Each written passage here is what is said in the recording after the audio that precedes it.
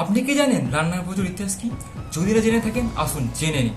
রান্না পুজো বা অরন্ধন উৎসব পশ্চিমবঙ্গের একটি ঐতিহ্যবাহী হিন্দু উৎসব, যা প্রধানত ভাদ্র মাসের সংক্রান্তি দিন বা বিশ্বকর্মা পুজোর দিন পালন করা হয়। এই দিনটি রান্নাঘরে দেবী মা মনসা পূজার সাথে যুক্ত এবং আগের দিনে রান্না করা খাবার খাওয়া হয়। রান্না পুজো বা অরন্ধন উৎসব উৎপত্তি মূলত গ্রাম বাংলায়, যেখানে মা মনসা দেবীকে সন্তুষ্ট করার জন্য এই পুজো করা হতো। বিশ্বাস অনুযায়ী বর্ষাকালে সাপের উপদ্রব বেড়ে যায় এবং সেই সাপের উপদ্রব কমানোর জন্যই বর্ষাকালে মা মনসা দেবীর পুজো করা হতো এবং মনসা দেবীর পূজা ও রান্না বন্ধ রাখার মাধ্যমে সাপের কামড় থেকে রক্ষা পাওয়ার আশা করা হয়।